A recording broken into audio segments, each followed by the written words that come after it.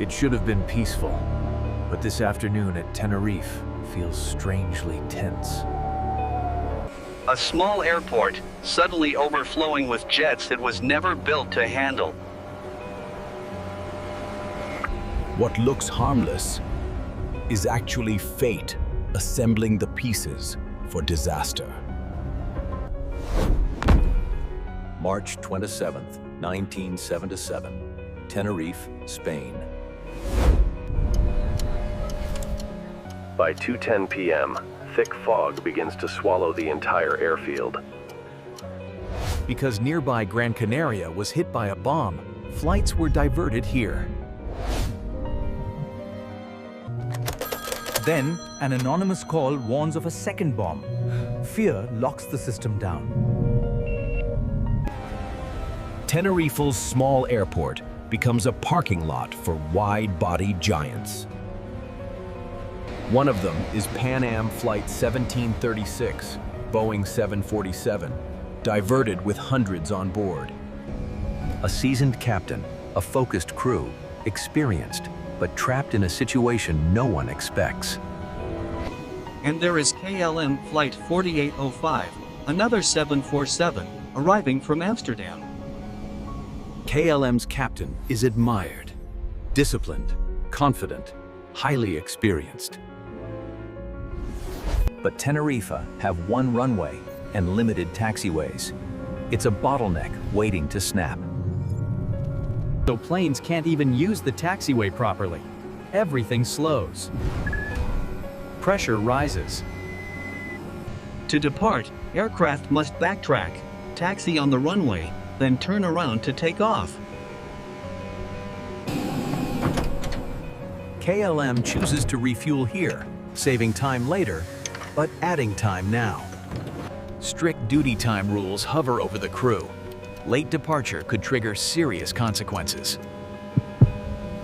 Then the message comes. Gran Canaria is open again. Everyone wants to leave, fast. Pan Am sits trapped behind KLM, no space to pass, no quick way out. The gap is too narrow for a safe overtake, so the queue becomes destiny. More than 600 souls sit inside these two aircraft, unaware this is the final hour. At 4:56 p.m., KLM is told to taxi the full runway length, then turn to line up. Boarding takes longer than expected. Minutes, small on paper, become enormous in fog. At 5:02 p.m., Pan Am is instructed to follow KLM, then exit via the third taxiway. But radio quality is weak. First and third blur into uncertainty. They can barely identify C1 and C2. C3 markings are faint, almost invisible. Pan Am continues forward, still searching, still not sure where the third exit really is.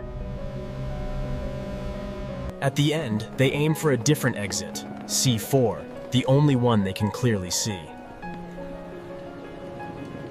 Meanwhile, KLM reaches the runway end and turns around to line up for takeoff. Fog thickens. Visibility drops below 300 meters. No one can see the truth ahead. Delays, duty time, weather, everything screams the same temptation. Take off now. Even inside the cockpit, a final caution rises. They have not received takeoff clearance. The tower has no ground radar. Controllers must rely on sight in blinding fog. In that blindness, assumptions replace certainty. Everyone believes Pan Am has already exited. ATC gives route instructions, but that is not the same as takeoff clearance. In 1977, everyone shares a single frequency. Talking over each other can erase warnings. A response is interpreted as permission. But permission was never actually given. At 5:06 p.m., KLM releases the brakes and accelerates into the fog. But Pan Am is still on the runway, turning slowly, trying to escape through C4. Only 1,400 meters separate them, inside fog that hides everything. Pan Am warns the runway is not clear. ATC speaks too, and the transmissions collide. The clearest warning is swallowed by noise. One missing sentence that could have saved everyone. Even a final doubt surfaces. Where is Pan Am? But momentum overrides caution. In the next 10 seconds, aviation history is about to break forever. Through the fog, Pan Am suddenly sees it. A massive 747 charging straight at them. They try to turn off the runway, anything to avoid the collision. KLM tries to lift off, seconds too late, speed too high, distance too short. Then it happens. Two Boeing 747s collide in the fog with unstoppable force. The fuel tanks ignite, flames explode upward, turning the runway into a nightmare. In the chaos, responders see one burning aircraft and miss the other in the fog. A small group escapes by jumping from the wing, choosing injury over certain fire. When the smoke clears, the toll is almost beyond comprehension. Hundreds gone. Teams from multiple nations arrive to answer the hardest question. How could this happen? The conclusion is brutal. KLM began takeoff without an explicit clearance. Hurry, duty time, weather small pressures stacked into one irreversible decision. One key fix after Tenerife. Standard words. No vague, okay, only clear, cleared for takeoff. Aviation doubles down on English phraseology, so warnings aren't lost in accent and noise. Cockpit culture changes too. Challenge and cross-check become survival, not disrespect. Airports adopt better ground surveillance, so fog can't hide the runway anymore. If only there was no bomb. If only there was radar. If only the fog lifted. But out of tragedy, the world rewrites safety, so fewer families face this nightmare.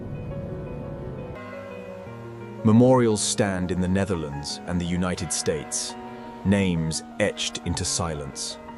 At Tenerife, the deadliest force wasn't speed alone, it was confusion, multiplied by fog. A runway meant for takeoff became a tunnel, two giants sharing one path with no sight. Sometimes disaster is not a loud mistake, but one sentence that never gets heard. KLM 4805, Pan Am 1736. Two flights, one runway, one moment that changed aviation forever. The world paid a terrible price, but safety rules were rewritten so others might live. Tenerife reminds us, in aviation, clarity is life, and ambiguity can kill. If you want more real aviation disasters explained clearly, subscribe and stay with us. Like the video so others can find it, and share it to honor the lessons written that day. Behind every statistic is a human life. Families, dreams, and stories that ended in fog. Today's aviation is safer, but Tenerife's lesson still stands. Confirm, clarify, never assume. This was Tenerife, aviation's darkest runway.